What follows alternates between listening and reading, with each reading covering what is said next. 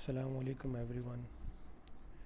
अच्छा, इस वीडियो में हम स्पेसिमेन पेपर बी जो पेपर वन हम सॉल्व किया था क्वेश्चन नंबर 1 से लेकर 13 तक, तो अब हम 14 से इंशाल्लाह इसको एंड तक सॉल्व करेंगे, लास्ट क्वेश्चन तक।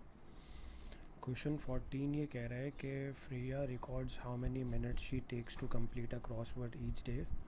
On Tuesday she takes 10%.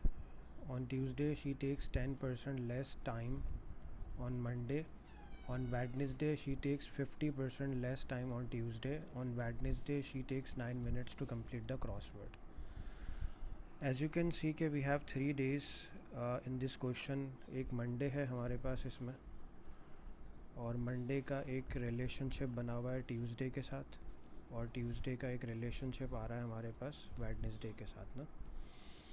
अब वेडनेसडे में हमें ये बात मेंशन है कि वेडनेसडे को फ्रिया ने जो क्रॉसवर्ड कंप्लीट किया है, तो she take 9 minutes to complete it. और ट्यूसडे और वेडनेसडे के अगर आप रिलेशनशिप को देखें तो ट्यूसडे और वेडनेसडे के अंदर जो हमारे पास परसेंटेज दी हुई है वो 50% लेस टाइम यूज़ किया गया है। 50% लेस टाइम है, यानी कि डिक्रीज़ हो रहा है 50%। ठीक है ना। तो अगर 50% डिक्रीज़ हो रहा है तो ये बात बहुत ऑब्वियस होगी कि अगर वेडनेसडे को 9 मिनट्स लेती है वो क्रॉसवर्ड कंप्लीट करने के लिए, और वो 50% लेस टाइम ले रही है एज़ कम्पेयर टू ट्यूसडे, तो वो डेफिनेटली ट्यूसडे को 18 मिनट्स ले रही होगी टू कंप्लीट द क्रॉसवर्ड।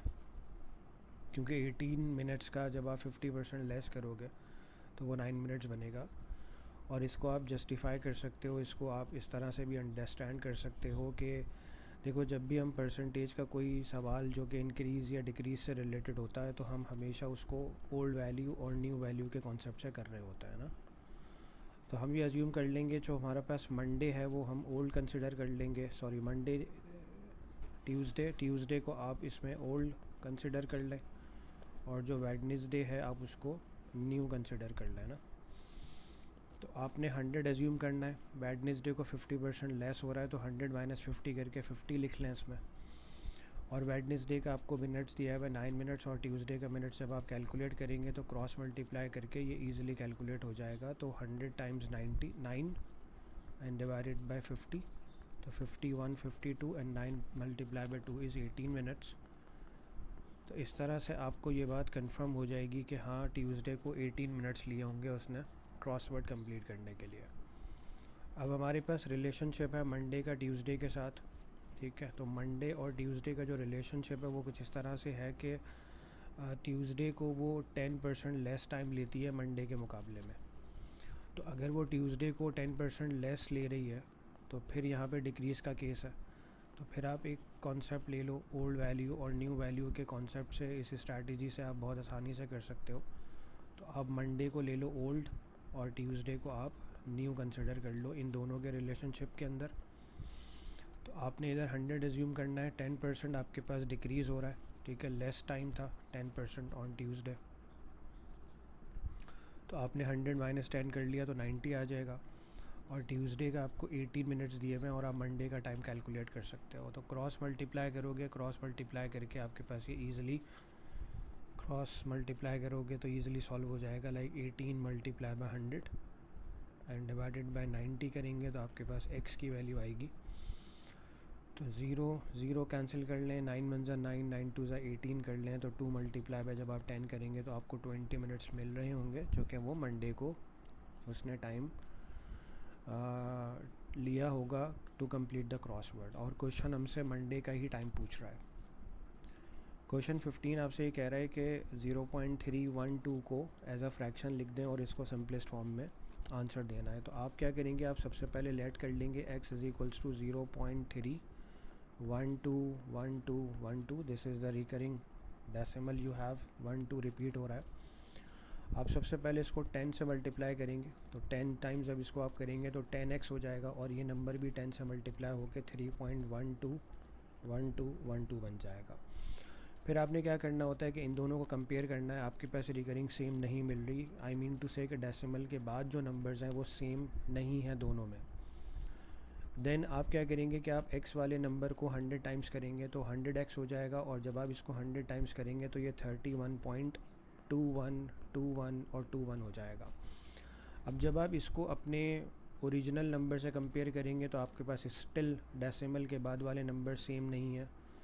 इसके साथ कंपेयर करेंगे जब भी आपको सेम नहीं मिल रहा है। इवन के 100 टाइम्स करने पे तो आपके पास रिकरिंग ही चेंज हो रही है ना, तो वो तो पैटर्न ही चेंज हो गया है।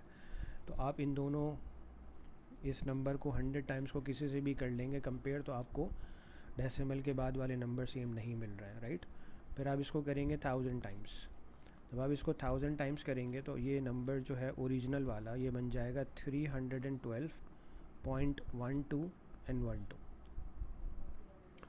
अब जब आप इस 1000 टाइम्स को ओरिजिनल से कंपेयर करेंगे तो आपके पास सेम रिकरिंग नहीं है। जब आप इस 1000 टाइम्स को 10 टाइम्स वाले से कंपेयर करेंगे तो यस, आपके पास इन दोनों नंबर में जो कि 10 टाइम्स हुआ है और जो 1000 टाइम्स हुआ है, तो इन दोनों में डेसिमल के बाद वाले जो नंबर्स हैं वो आपको सेम दिख रहे हैं, ठीक है। आई मीन टू से कि डेसिमल के बाद वाले कौन से नंबर हैं, ये नंबर है। तो जो डेसिमल के बाद वाले नंबर्स हैं अगर वो सेम हो जाते हैं तो आप इन दोनों को ही लेकर सब्ट्रैक्ट करते हैं, ठीक है। और इन दोनों को लेकर जब आप सब्ट्रैक्ट करेंगे तो आप 1000x में से 10x सब्ट्रैक्ट कर रहे होंगे, और 312 एक मिनट, ठीक है। इसको थोड़ा सा ये स्पेस कम है हमारे पास तो हम यहाँ लिख लेते हैं। तो देखें बेटा, 1000x में से जब आप इसको 10x को सब्ट्रैक्ट करेंगे ना तो आपके पास 312.1212 सब्ट्रैक्ट होगा 3.1212 के साथ, राइट, इस तरह से। तो डेसिमल के बाद वाले जितने भी नंबर्स हैं वो ज़ीरो बन जाएंगे। तो 312 में से आपने सिर्फ 3 को सब्ट्रैक्ट करना होगा तो आपके पास 309 बचेगा, क्योंकि डेसिमल्स के बाद वाले नंबर सारे ज़ीरो के इक्विवेलेंट हो जाएंगे। और 1000 में से 10 माइनस करेंगे तो ये हो जाएगा 990x, this is equal to 309। और फिर आप फ्रैक्शन निकालने के लिए 990 को शिफ्ट करेंगे तो वो डिवीज़न बन जाएगी, यानी कि डिनोमिनेटर में आ जाएगा। और इसको आप 3 से सिंप्लीफाई करेंगे तो 3 1 ज़ा 3 0 एंड 3 3 ज़ा 9, 3 3 ज़ा 9 9 and 0। So this is your final answer in its simplest form, कि जो कि आपके पास एक रिकरिंग नंबर डेसिमल फ्रैक्शन में कन्वर्ट हो गया। क्वेश्चन नंबर 16 आपसे आपके पास जो है वो ट्रांसफॉर्मेशन से रिलेटेड है। इसका जो पार्ट ए है वो आपसे कह रहा है कि on the grid draw the image of triangle A का हमें इमेज बनाना है आफ्टर अ रिफ्लेक्शन, ठीक है। रिफ्लेक्शन जब भी हम कर रहे होते हैं तो वी नो अबाउट रिफ्लेक्शन के हमारे पास एक मिरर लाइन होती है, और जो रिफ्लेक्शन में ऑब्जेक्ट और इमेज होता है तो ऑब्जेक्ट और इमेज के जो कॉरेस्पॉन्डिंग वर्टिसेस होते हैं वो हमेशा पैरेलल लाइंस ड्रॉ कर रहे होते हैं। अगर हम कॉरेस्पॉन्डिंग वर्टिसेस को ज्वाइन करें तो हमारे पास हमेशा पैरेलल लाइंस ड्रॉ हो रही होती हैं, they never intersect with each other. और जो मिरर लाइन होती है वो हमारे कॉरेस्पॉन्डिंग वर्टिसेस की जो लाइन ज्वाइन कर रही होती है उसका हमेशा परपेंडिकुलर बाइसेक्टर होती है। तो हम सबसे पहले क्या करेंगे कि y equals to x plus 2 जो हमारे पास लाइन ऑफ रिफ्लेक्शन दी हुई है इसको हम ड्रॉ करेंगे अपने ग्रिड पे। और इसको ड्रॉ करने का तरीका ये है कि आप x को 0 अज्यूम कर लें तो आपके पास y की वैल्यू 2 आ जाएगी, तो एक कोऑर्डिनेट आपको 0 2 मिलेगा। दूसरा कोऑर्डिनेट फाइंड आउट करने के लिए आप y को 0 अज्यूम कर सकते हैं। तो जब भी जैसे ही आप इस इक्वेशन के अंदर y की वैल्यू 0 रखेंगे तो आपको x की वैल्यू -2 मिल जाएगी। तो दिस कोऑर्डिनेट इज़ -2, 0 कोऑर्डिनेट। तो with the help of these two coordinates you can easily draw a line of reflection. तो एक आ रहा है हमारे पास 0 2, तो 0 2 का जो डॉट है हमारे पास वो हम यहाँ पे बना सकते हैं बिकॉज दिस इज़ 0 2। और जो हमारे पास एक और कोऑर्डिनेट था दैट वाज -2 0, तो -2 0 का कोऑर्डिनेट हम यहाँ बना लेंगे। अच्छा, एक परफेक्ट लाइन ड्रॉ करने के लिए हम ये भी कर सकते हैं कि अगर मैं अपनी इक्वेशन में x की जगह पे 2 रखता हूँ, x की जगह पे अगर मैं 2 की वैल्यू सब्स्टिट्यूट करता हूँ तो y की वैल्यू मुझे 4 मिलेगी। तो यहाँ पे भी एक मेरे पास कोऑर्डिनेट आ सकता है। तो मैं फ्री हैंड लाइन ड्रॉ कर रहा हूँ, ठीक है, ताकि आपको एक बेटर अंडरस्टैंडिंग हो सके, लेकिन आपने इसको स्केल की मदद से ड्रॉ करना है, रूलर की मदद से ड्रॉ करना है, ठीक है। तो अब आप क्या करेंगे कि आपके पास ये जो ब्लैक कलर की लाइन ड्रॉ हो गई है बेटा, ये लाइन ऑफ रिफ्लेक्शन है, ठीक है। ये आपके पास मिरर लाइन है ना, तो अब आपको पता है कि मिरर लाइन जो होती है वो हमेशा एक परपेंडिकुलर बाइसेक्टर का रोल प्ले करती है, राइट। अब आप क्या करेंगे कि आपके पास जो ऑब्जेक्ट का ये वाला कोऑर्डिनेट है जिसको मैं ए का नाम दे रहा हूँ, तो अगर आप इधर से बिल्कुल एक स्ट्रेट लाइन ड्रॉ करते हैं जो कि टच करती है आपके मिरर लाइन को, तो डेफिनेटली यहाँ पे एक परपेंडिकुलर बनेगा, 90 डिग्री का एंगल बनाएगी ये लाइन। तो this line must be straight line that touches the mirror line, right. उसके बाद आपने क्या करना है कि इसी लाइन को फर्दर एक्सटेंड करेंगे, ठीक है। तो अगेन यहाँ पे आपके पास एक 90 डिग्री ड्रॉ होगा, तो आपको ए का ए प्राइम जो है वो यहाँ मिल जाएगा, ठीक है। This is how you can find the image of triangle A by using reflection.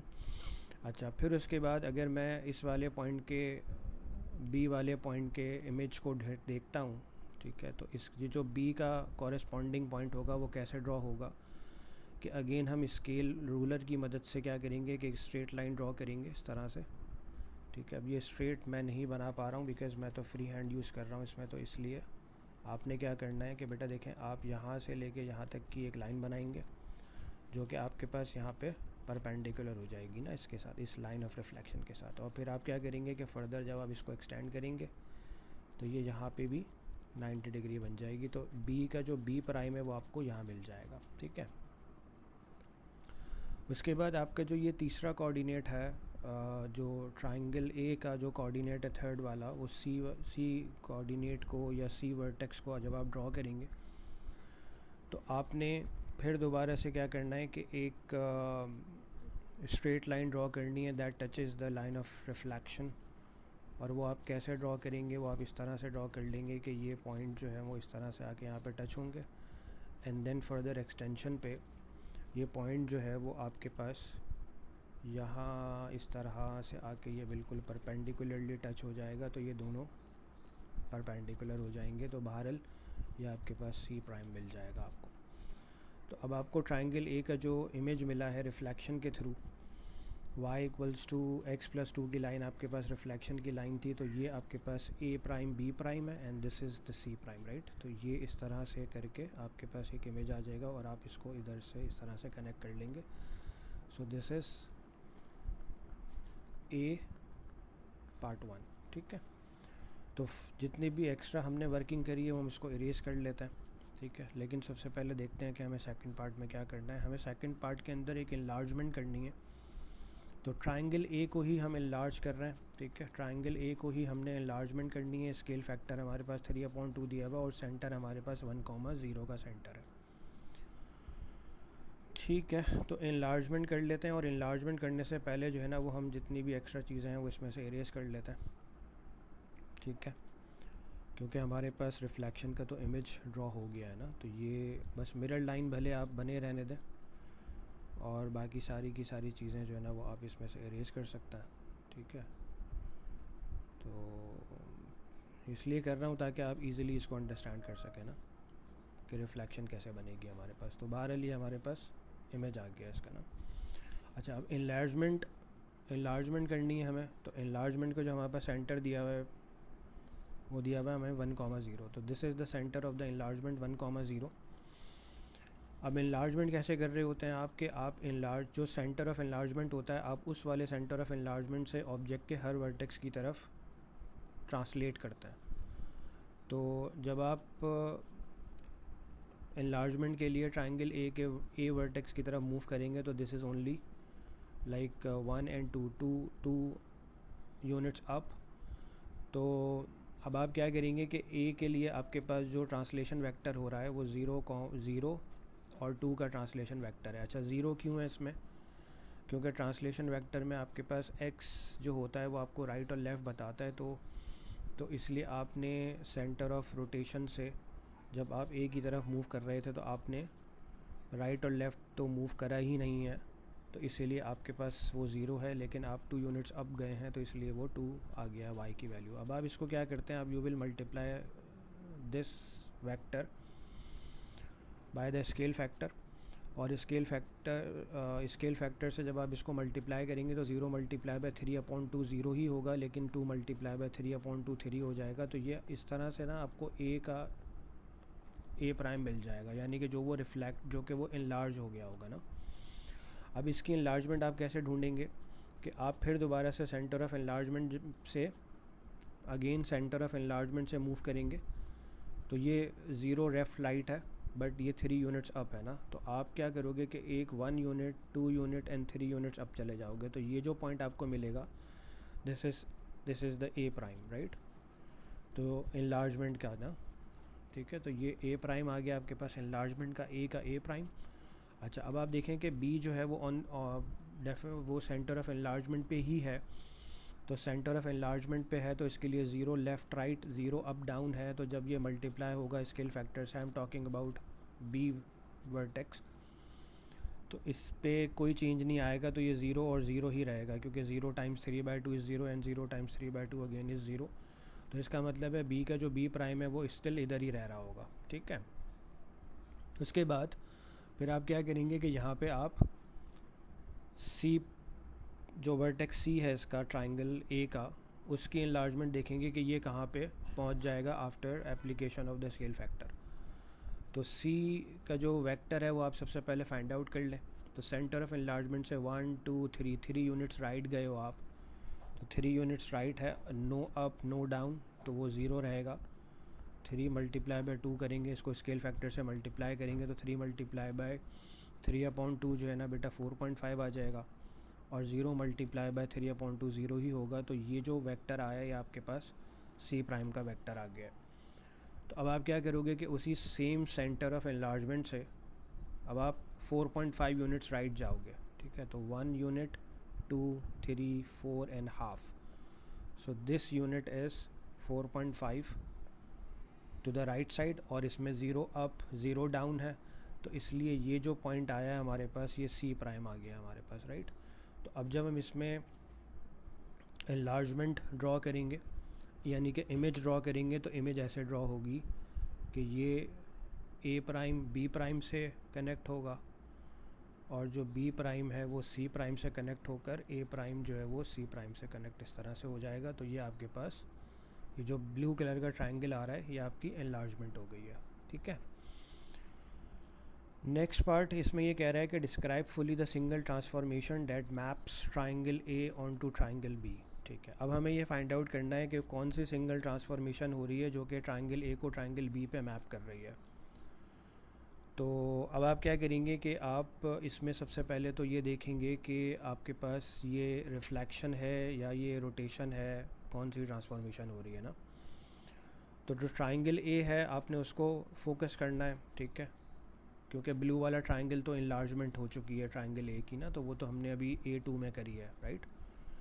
तो अब हम देखते हैं कि यार ट्रायंगल ए जो है वो ट्रायंगल बी पे जब मैप हुआ है तो उसमें हमारे पास कौन सी ट्रांसफॉर्मेशन हुई है ना। तो एक अगर हम लाइन इस तरह से ज्वाइन करें, यानी कि कॉरेस्पॉन्डिंग वर्टिसेस को ज्वाइन करते हैं, और ऑब्जेक्ट और इमेज के कॉरेस्पॉन्डिंग वर्टिसेस को अगर हम ज्वाइन करते हैं, तो अगर ये दोनों लाइंस हमारे पास इंटरसेक्ट हो रही हैं ना, तो इंटरसेक्शन के अंदर हमें रोटेशन पता चलती है, राइट। तो हम यहाँ पे रोटेशन लिखेंगे, ठीक है। जब कॉरेस्पॉन्डिंग वर्टिसेस को जब हम ज्वाइन करते हैं और अगर वो लाइंस हमारे पास इंटरसेक्ट कर जाएं तो उस वक्त हमारे पास रोटेशन होती है, राइट।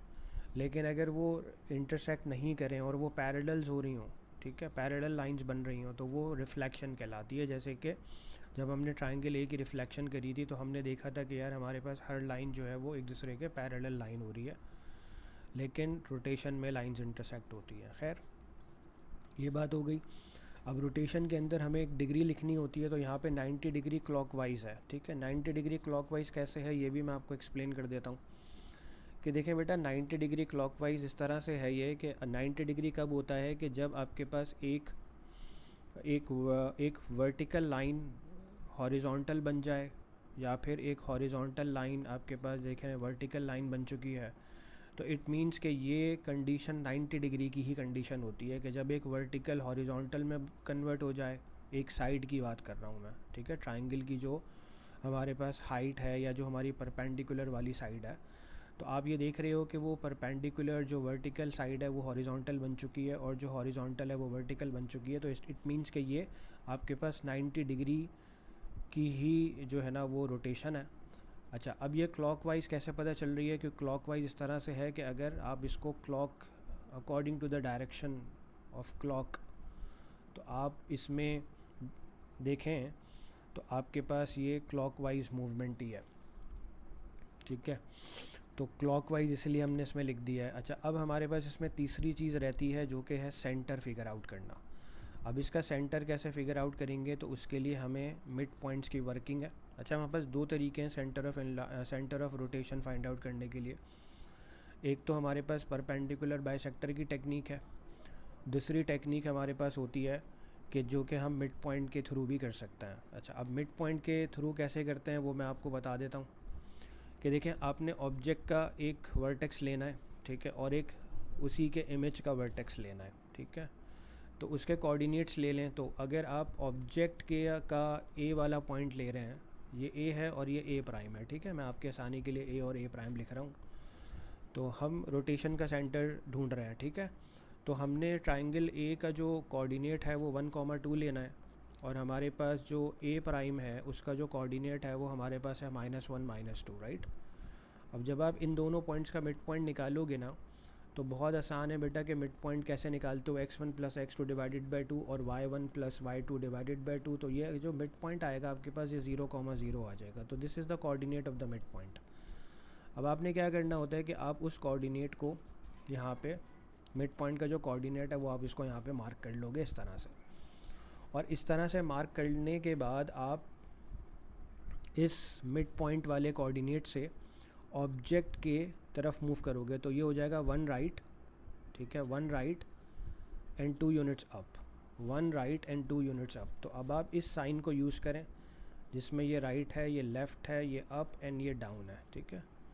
तो आपने जो आपके पास कोऑर्डिनेट आया था मिड पॉइंट का, आप उस कोऑर्डिनेट से जब मूव करते हैं इस ए वाले पॉइंट की तरफ जो कि ऑब्जेक्ट का पॉइंट है, तो आप 1 राइट करते हैं, यानी कि 1 राइट एंड 2 अप किया आपने, ठीक है। अच्छा, अब आपने क्या करना होता है कि इस ट्रिक को आपने एंटी क्लॉकवाइज मूव करना है, ठीक है। आपने आंसर में क्लॉकवाइज लिखा हुआ है लेकिन आपने इसकी ऑपोजिट डायरेक्शन में इसको मूव करना है, ठीक है। ऑपोजिट डायरेक्शन इसकी होगी एंटी क्लॉकवाइज। तो जैसे ही आप इसको एंटी क्लॉकवाइज मूव करेंगे ना, तो आपका ये वाला जो राइट है वो यहाँ पे आ जाएगा जो कि अप बन जाएगा, और जो अप है वो आपके पास यहाँ आ जाएगा, ठीक है। इसको थोड़ा सा आपको समझना पड़ेगा कि जैसे ही आप इसको एंटी क्लॉकवाइज रोटेट करेंगे तो ये वाला जो पॉइंट है ये डेफिनेटली रोटेट होगा, तो ये यहाँ पे आ जाएगा, ठीक है, राइट अप बन जाएगा, और जो अप है वो लेफ़्ट बन जाएगा।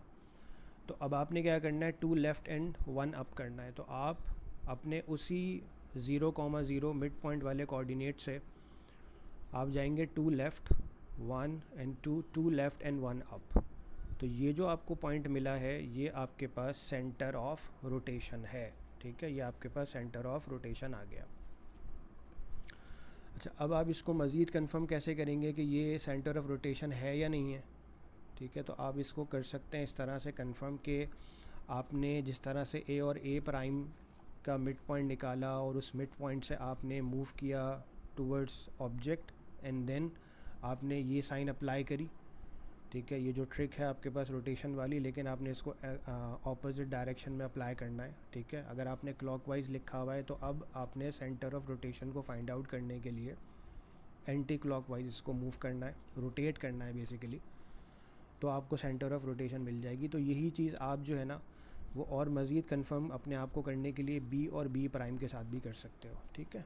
तो बी और बी प्राइम के साथ अगर आप करोगे तो देखो आपके पास ये वर्किंग जाएगी जो कि मैं इधर कर रहा हूँ। हालांकि हमारे लिए I am very much sure कि यही हमारा सेंटर ऑफ रोटेशन है जो कि -2,1 है, लेकिन मैं आपको मज़ीद श्योर करना चाह रहा हूँ। तो इसीलिए हम अगर b के कोऑर्डिनेट इसमें लिखते हैं तो बेटा देखो 1,0 b का कोऑर्डिनेट है, और b प्राइम का जो कोऑर्डिनेट है वो -3, -2 है, ठीक है। -3, -2 का कोऑर्डिनेट जो है ये हमारे पास b प्राइम का कोऑर्डिनेट आ रहा है। अब जब इसका मिड पॉइंट निकालेंगे तो बेटा ये हो जाएगा 1 - 3 डिवाइडेड बाई 2, कॉमा ये हो जाएगा 0 - 2 डिवाइडेड बाई 2। तो 1 - 3 डिवाइडेड बाई 2 का मतलब है -1, कॉमा ये भी -1 हो जाएगा। तो अब ये हमारे पास मिड पॉइंट आ गया b और b प्राइम का। तो -1, अगर हम देखें तो वो हमारे पास यहाँ आ रहा है, ठीक है ना। ठीक है, अब ये हमने मिड पॉइंट मार्क कर लिया। अब मिड पॉइंट मार्क करने के बाद हमने क्या करना है, इसी मिड पॉइंट से हम बी की तरफ जाएंगे, ठीक है। तो बी ऑब्जेक्ट की तरफ मूव करेंगे, तो बी 1 2 राइट एंड 1 अप है ये, ठीक है। अब आप इसको भी अगर ट्रिक पे लगा दो, इसी साइन पे अप्लाई करो, तो ये बन रहा है बेटा 2 राइट एंड 1 अप, ठीक है। हम ये काम कर रहे हैं किसके लिए, बी के लिए, और बी प्राइम के थ्रू कर रहे हैं ना, इन दोनों के की मदद से हम सेंटर ऑफ रोटेशन को कंफर्म करना चाह रहे हैं। तो हमारे पास बहरहाल ये आ जाएगा बेटा 2 राइट एंड 1 अप, और फिर हम इसको रोटेट करेंगे एंटी क्लॉकवाइज डायरेक्शन में। तो ये जो 2 है यहाँ से हटेगा, और ये जो है वो अप की तरफ आ जाएगा, और ये जो 1 आपको अब दिख रहा है तो ये रोटेट होकर यहाँ आ जाएगा, ठीक है। तो ये हमारे पास बनेगा 1 लेफ़्ट एंड 2 अप। तो अब जब हम इसी सेंटर इसी जो है वो कोऑर्डिनेट से जो हमने मिड पॉइंट निकाला था बी और बी प्राइम का, तो इससे अगर हम 1 लेफ़्ट करें इसको, तो 1 लेफ़्ट ये रहा और 2 अप ये रहा। तो देखो बेटा हम वहीं पे आ गए जो हमने पहले ही सेंटर ऑफ रोटेशन मार्क किया हुआ था। तो ये कंफर्म आप अपने आप को इस तरह से कर सकते हो। तो सेंटर जो है वो हमारा -2,1 होगा, ठीक है। Question number 17, the diagram shows a sector of a circle with radius 6। तो ये भी 6 होगा आपके पास, ये दो both sides are equal because ये हमारे पास रेडियस है। और जो एरिया दिया हुआ है हमारे पास सेक्टर का वो 15 पाई cm² दिया हुआ है। हमें पेरीमीटर निकालना है सेक्टर का in terms of a + b पाई। अच्छा, अब मसला ये है कि पेरीमीटर निकालने के लिए हमें आर्क लेंथ चाहिए होती है +2 टाइम्स रेडियस करते हैं ना हम। तो अब आर्क लेंथ निकालने के लिए हमारे पास थीटा नहीं है, ये प्रॉब्लम है ना। तो अब आप क्या करेंगे कि आप एरिया का फार्मूला लगा दें, एरिया ऑफ अ सेक्टर का फार्मूला लगा दें, जो कि x/360 होता है, मल्टीप्लाई बाय उसको 2πr मल्टीप्लाई बाय πr² कर लेता है ना। तो 15 पाई आपको दिया हुआ है, यहाँ से आप थीटा निकाल सकते हैं ईज़िली। तो divided by 360 pi and multiply by 6² which is 36, right. तो आप पहले तो पाई से पाई कैंसिल कर दें, ठीक है। और 6 का स्क्वायर आपके पास 36 होता है बेटा। तो 36 जब इससे कैंसिल आउट होगा तो ये 10 रह जाएगा, ठीक है ना। तो आपके पास 15 = x/10 होगा, और फाइनली आपके पास जो है वो x की वैल्यू जो है वो 150 डिग्रीज आ जाएगी, ठीक है। तो ये थीटा आपको मिल चुका है 150 डिग्री का। अब आप इसमें ईज़िली पेरीमीटर फाइंड आउट कर सकते हैं। अब उसके लिए आपको आर्क लेंथ चाहिए। अब आर्क लेंथ निकालोगे आप x/360। अब x आपको 150 डिग्री का मिल गया है, upon 360 multiply by 2 pi and radius. तो यहाँ तक तो आपको आर्क लेंथ मिलेगी, फिर आप इसमें कर रहे होंगे 2 टाइम्स रेडियस, राइट। तो वो 6 है ना। तो अब ये हो जाएगा बेटा 6 × 1 = 6, 6 × 6 = 36 एंड 0, फिर ये 0 से कैंसिल हो जाएगा, राइट। ये हो जाएगा 3 × 2 = 6, 3 × 5 = 15, फिर ये 2 से 2 कैंसिल हो जाएगा। तो हमारे पास 5 पाई जो है वो आएगी, this is the arc length, right, plus 6 × 2 = 12। तो हमें आंसर देना है a + b पाई की फॉर्म में, तो हम लिखेंगे 12 + 5 पाई, ठीक है। तो ये याद रखिएगा कि बेटा ये आर्क लेंथ है, ठीक है, और ये 2 टाइम्स रेडियस हुआ है, सही है। अच्छा, बी पार्ट में ये कह रहा है कि the sector is a cross section of a prism. अब देखें बेटा, ऑलरेडी ये बात मैं आपको बता चुका हूँ कि प्रिज्म का जो क्रॉस सेक्शन वाला पार्ट होगा, तो वो अगर यहाँ पे एक क्रॉस सेक्शन सेक्टर है तो क्रॉस सेक्शन ही आपको बेस एरिया दे देगा, ठीक है, अगर आपको वॉल्यूम फाइंड आउट करना है, और वो भी आपको इन टर्म्स ऑफ पाई करना है। तो वॉल्यूम का फार्मूला होता है base area into base area multiply by length. अब लेंथ आपको दी हुई है 10, ठीक है। बेस एरिया आपको स्टार्टिंग ऑफ द क्वेश्चन में दिया हुआ था 15 पाई, ठीक है। क्योंकि सेक्टर ही आपका क्रॉस सेक्शन है, तो जो सेक्टर का एरिया है वही बेस एरिया यूज़ होगा वॉल्यूम की कैलकुलेशन में। तो 150 पाई cm³ जो है वो आपके पास इसका जो है वो वॉल्यूम आ जाएगा, ठीक है। अब हमें क्या फाइंड आउट करना है, total surface area of the prism find out करना है। अब total surface area of the prism find out करने के लिए आप क्या करेंगे कि हर साइड का इसका एरिया फाइंड आउट करेंगे। तो अगर मैं आपको ये प्रिज़म बना के दिखाऊं ना, तो प्रिज़म इस तरह से आप बना सकते हैं। देखो मैं प्रिज़म इसलिए बना रहा हूँ ताकि आप ये इजीली अंडरस्टैंड कर लें कि भाई ये क्या सिचुएशन है, ये प्रिज़म कैसे बना है, उसमें सेक्टर कैसे इन्वॉल्व हो रहा है। तो बेटा देखो मैं थोड़ी कोशिश कर रहा हूँ कि आपके लिए एक, आपकी अंडरस्टैंडिंग के लिए एक अच्छी सी फिगर बना सकूँ। ठीक है, तो आई होप कि ये किसी हद तक तो समझ आ रही होगी ना। अच्छा अब देखें बेटा, ये वही सेक्टर है जो हमें स्टार्टिंग में शुरू में दिया हुआ है ना। तो ये दोनों हमारे पास क्रॉस सेक्शन हो गए, तो ये दो साइड्स तो हो गई हमारे पास। तो इसका एक का एरिया आ रहा था हमारे पास 15 पाए। ठीक है, ये हमें क्वेश्चन में area of the sector given है। अब हमने इसको सिर्फ 2 से मल्टीप्लाई करना है, राइट। फिर इसके अंदर हम क्या करेंगे कि हम इसमें हमें ये वाली साइड भी ऐड करनी है जो कि रेक्टेंगल है, और ये वाली साइड भी ऐड करनी है जो कि रेक्टेंगल है। अच्छा अब इसकी डायमेंशंस किस तरह से हैं, ये भी 6 है, ये भी 6 है, ये 10 है, तो डेफिनेटली ये भी 10 हो जाएगा, ये भी 10 हो जाएगा ना।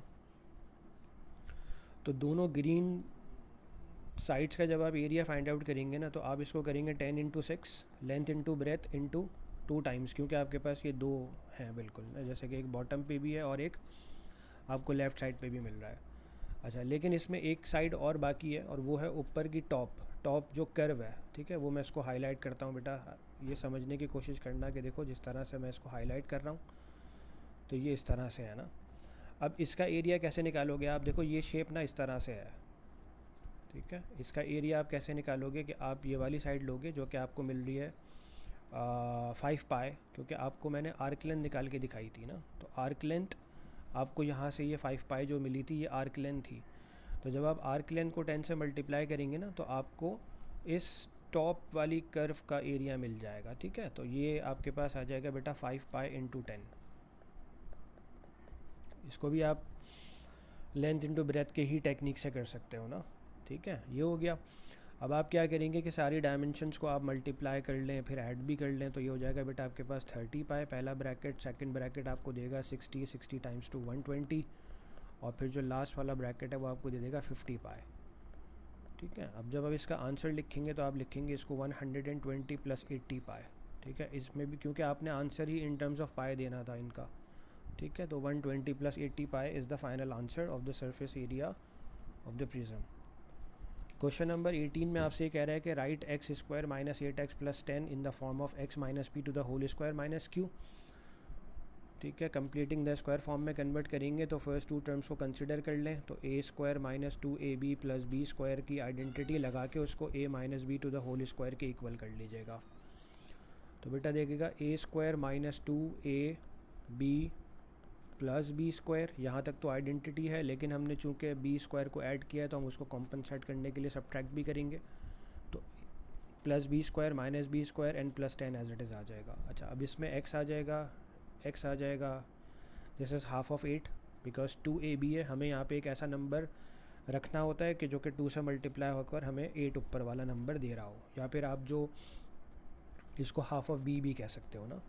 तो बहरहाल ये आपको b मिल गया, ये b मिल गया। अच्छा फिर आपने यहाँ से लेके यहाँ तक इसको फार्मूले में क्लोज करना है जो कि है a minus b to the whole square, 4 square is 16 plus 10 and your final answer is x minus 4 to the whole square minus 6। Sketch the graph of y equals to x square minus 8x plus 10. On the sketch label the coordinates of the turning point and the y intercept. ये जो equation आपने निकाली है x minus 4 to the whole square minus 6, ये equation जो है ना basically आपको टर्निंग पॉइंट की ये वर्टेक्स फॉर्म भी है ना। तो इस इक्वेशन को आप वर्टेक्स फॉर्म भी कह सकते हो, इसको आप कह सकते हो कंप्लीटिंग द स्क्वायर फॉर्म भी कह सकते हो। तो जो वर्टेक्स फॉर्म होती है ना उससे आपको टर्निंग पॉइंट्स मिलते हैं, और टर्निंग पॉइंट्स आपको मिलते हैं x minus h to the whole square plus k के कंपैरिजन से। तो जब आप माइनस एच को माइनस 4 से कंपेयर करेंगे तो आपको h की वैल्यू 4 मिलेगी और k की वैल्यू तो डायरेक्टली माइनस 6 आ जाएगी। तो ये जो 4 कॉमा माइनस 6 है बेटे, ये आपके क्वाड्रेटिक कर्व का टर्निंग पॉइंट है। और दूसरी चीज़, जब आप इसमें से y इंटरसेप्ट फिगर आउट करेंगे तो आप ये देखें कि y equals to a x square plus b x plus c जो है वो आपके पास जर्नल इक्वेशन होती है क्वाड्रेटिक। तो आप अगर c को कंपेयर करें तो वो आपको डायरेक्टली 10 मिल रहा है, तो c की वैल्यू 10 है, तो यही आपका y इंटरसेप्ट है।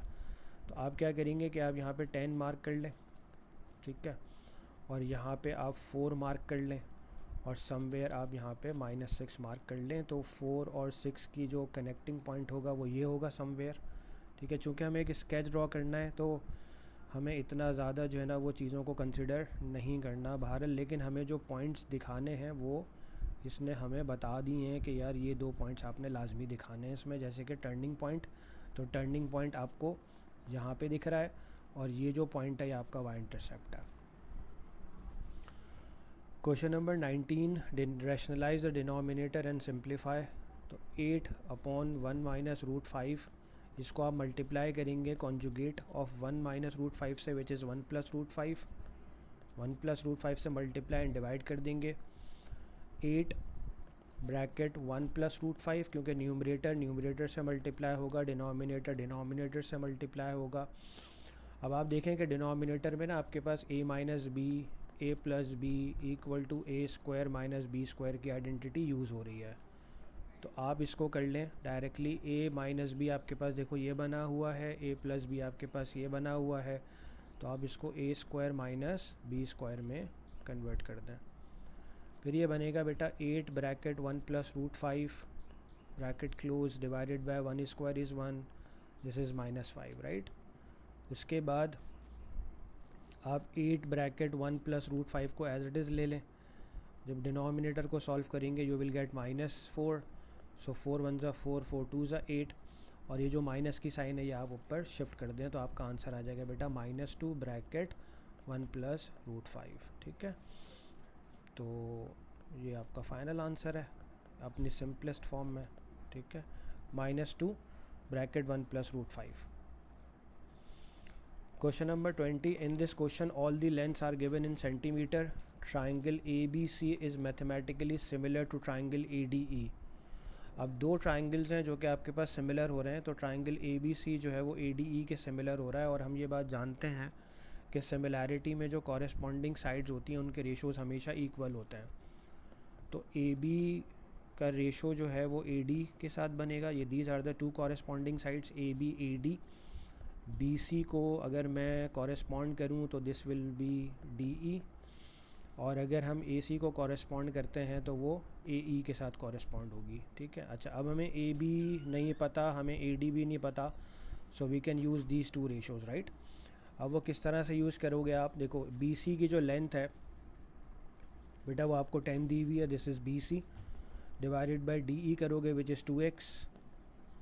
अच्छा, अब आपने इसको इक्वल करना है AC के, तो A की जो लेंथ है वो A से लेके C तक है, तो which is 7.5 plus x plus 5, right. ये दोनों ऐड होंगी तो ही आपको AC मिलेगी, और जो AE वाली साइड है वो सिर्फ और सिर्फ x प्लस 5 है, ठीक है। ये आ गई इस तरह से। अब आप यहाँ पे क्रॉस मल्टीप्लाई कर लें तो ये हो जाएगा 10x प्लस 10 5 ज़ा 50 which is equals to 7.5 time 2 is 15x plus x multiplied by 2x which is 2x square and 5 multiplied by 2x is 10x, क्योंकि हर टर्म जो है वो 2x से मल्टीप्लाई होगी। तो 2x स्क्वायर, अब 50 को इधर शिफ्ट कर लें तो 2x square plus 15x minus 50 this is equal to 0, और ये शोन हो गई हमारे पास जो उसने हमें शो करने के लिए कहा था। देखो फैक्टराइज करना है, ठीक है, सॉल्व करना है, इट मीन फैक्टराइजेशन से, तो हम इसमें x की वैल्यूज़ निकालनी है। तो हम 2 को मल्टीप्लाई करेंगे 50 से, तो 2 मल्टीप्लाई बाय 50 जो है वो 100 आएगा, और 100 के फैक्टर्स लेने हमने इस तरह से कि उन फैक्टर्स को जब हम सब्ट्रैक्ट करें तो हमारे पास 15 आ रहा हो। तो 20 × 5 जो है ये 2 फैक्टर्स ऐसे हैं, ये 2 नंबर्स ऐसे हैं जो मल्टीप्लाई होकर 100 दे रहे हैं, और इन्हीं को अगर मैं सब्ट्रैक्ट करूँ तो मुझे 15 भी मिलेगा। तो इन्हीं 2 नंबर से मेरी कंडीशंस को सेटिस्फाई कर रहे हैं ये ना। तो 2x square plus 20x minus 5x minus 50 equals to 0। 2 common, x common, x plus 10 minus 5 is the common, so x plus 10 is equals to 0। So first bracket is 2x minus 5 and the second bracket is x plus 10, both are equal to 0, right. अब आप क्या करेंगे, 2x minus 5 equal to 0 करोगे तो यहाँ से आपको एक x की वैल्यू मिलेगी which is 5/2 which is equals to 2.5 ना। और फिर आप क्या करेंगे, x प्लस 10 को भी इक्वल टू 0 करेंगे तो यहाँ से आपको एक और वैल्यू मिलेगी which is x is equals to -10। तो x is -10 and x is 2.5। फिर आपने AC की लेंथ फाइंड आउट करनी है। अब आप देखें डायग्राम के अंदर AC जो है इसका जो एक्सप्रेशन है वो हमने बनाया था। देखो A से लेकर C तक का जो एक्सप्रेशन है वो है 7.5 प्लस x प्लस 5। तो 7.5 plus x which is 2.5 plus 5, so 7.5 plus 2.5 is 10 and plus 5 is equals to 15. The area of a triangle ABC is k centimeter square. Find an expression for the area of the quadrilateral. ठीक है, similarity पे हम already work कर चुके हैं। हमें पता है कि ट्राइंगल ABC ट्राइंगल ADE के साथ सिमिलर है ना, तो इनकी जो कॉरेस्पॉन्डिंग लेंथ्स के रेशोज़ हैं वो स्क्वायर के बराबर होंगे। ठीक है, तो ये ABC का एरिया आ जाएगा, यहाँ से ADE का एरिया हम निकाल सकते हैं ना। फिर हम दोनों को सब्ट्रैक्ट कर देंगे तो हमें क्वाड्रिलेटरल का एरिया मिल जाएगा। अब ABC का एरिया हमें K दिया हुआ है, हमें ADE का एरिया नहीं पता, तो हम इन दोनों के कॉरेस्पॉन्डिंग साइड्स ले लेते हैं। अब देखो कॉरेस्पॉन्डिंग साइड्स जो हैं वो आप यहाँ पे ले सकते हो 10 और 5। ठीक है, ये 5 कैसे आ रही है, ये 5 इस तरह से आएगी कि जब 2 को 2.5 से मल्टीप्लाई करोगे तो 5 आ जाएगी, क्योंकि x की वैल्यू 2.5 आ चुकी है। -10 तो हो नहीं सकती साइड ऑब्वियसली, तो 10 और 5 ले लोगे। ठीक है, तो ABC की लेंथ है 10, ये 5 है, इसका स्क्वायर है 5 1 5 5 2 10, 2 का स्क्वायर करोगे ना तो 4 मिल जाएगा। ठीक है, तो इक्वेशन क्या बनेगी बेटा, K/4 = A2। ठीक है ना, क्योंकि क्रॉस मल्टीप्लाई हो रहा है ना। तो अगर ये बात समझनी नहीं आ रही है तो बेटा इसको ऐसे भी लिख के कर सकते हैं कि आपके पास K/A2 आ रहा था। ठीक है, बल्कि आप इसको, मैं इसको इधर करके लिख देता हूँ ताकि आपको इजीली समझ आ जाए। देखो बेटा K/A2 आ रहा था जो कि इक्वल है 4 के ना, तो आप इसको इधर शिफ्ट करेंगे, इसको इधर शिफ्ट कर लेंगे, तो K/4 = A2 आ जाएगा। अच्छा, A2 कौन सा था बेटा, ADE का ट्राइंगल, ADE वाला जो ट्राइंगल है उसका एरिया है ये A2। ठीक है, वो K/4 आ रहा है। तो अब क्वेश्चन हमसे क्या कह रहा था कि अगर ABC का एरिया, अच्छा ABC कौन सा है, यानी कि जो पूरा वाला पूरा ट्राइंगल है ABC, अगर उसका एरिया है हमारे पास, इस पूरे ट्राइंगल का एरिया अगर हमें K दिया हुआ है, ठीक है, इस येलो वाले का, और हमने इसमें से छोटे वाले का K/4 निकाला है, तो अब जब हम इनमें से K यानी कि टोटल एरिया में से जब K/4 के एरिया को सब्ट्रैक्ट करेंगे तो हमें 3/4K बच जाएगा ऑब्वियसली, क्योंकि दिस इज़ 1K। ठीक है, तो 1 में से 1/4 माइनस करना है। देखो 1 में से 1/4 माइनस करना है, और मैंने अपनी लास्ट वीडियो में ये आप लोगों को ट्रिक बताई थी कि जब किसी भी फ्रैक्शन को 1 से माइनस करना हो तो इसकी आसान सी ट्रिक ये है कि 3 - 1 4 - 1 3 और /4 एज इट इज़ लिख लो, तो 3/4 आ जाएगा। ये जो क्वाड्रिलेटरल का एरिया होगा उस इन टर्म्स ऑफ K आ गया ये। ठीक है, अच्छा अब क्वेश्चन नंबर 21 ये कह रहा है कि in the Venn diagram shade the region P union Q complement union R complement. अच्छा, अब देखें बेटा इसको किस तरह से आप आसानी से शेड कर सकते हैं। लाइक 1, आपने हर रीजन को लेबल करना है, 5 6 7 और 8। अच्छा, अब अगर मैं आपसे कहूँ कि बेटा P में कौन कौन से नंबर्स आ रहे हैं तो आप बोलोगे 1 2 4 और 5। अगर मैं आपसे कहता हूँ बेटा Q कॉम्प्लीमेंट का क्या आंसर होगा तो आप बोलोगे sir all the members other than Q, तो विच इज़ 1 4 7 और 8। और जो R कॉम्प्लीमेंट है वो क्या होगा बेटा, R कॉम्प्लीमेंट यानी कि वो तमाम एलिमेंट जो R में नहीं है, यानी कि R के अलावा 1 2 3 और 8। अच्छा, अब आपने क्या करना है कि इन सारे नंबर्स को यूनियन करना है, क्योंकि आपके पास यहाँ पे यूनियन हो रहे हैं सारी चीज़ें, P union Q complement union R complement. जब आप इनको यूनियन करेंगे तो आपका आंसर बनेगा बेटा 1 2 3 4 5 7 और 8। ठीक है, this is the final answer. तो आप क्या करेंगे कि आप हर उस रीजन को शेड करेंगे जहाँ पे 1 आ रहा है। ठीक है, ये आपने ले लिया, आपने 2 को भी शेड करना है, आपने 3 को भी शेड करना है, आपने 5 को भी शेड करना है, 4 को 7 को, ठीक है, और बाहर वाले 8 को भी शेड कर देना है। ठीक है, this is how you can shade this subset in the given diagram. तो बस इसमें 6 वाला पार्ट शेड नहीं होगा, बाकी सारा शेड हो जाएगा। ठीक है, ठीक है, तो यहाँ तक क्लियर हो रही हैं चीज़ें। तो बस हम इसको यहीं तक रखते हैं और फिर जो इसके रिमेनिंग क्वेश्चंस हैं वो हम इंशाल्लाह नेक्स्ट वीडियो में सॉल्व करेंगे। ठीक है, थैंक यू सो मच, अल्लाह हाफ़िज़।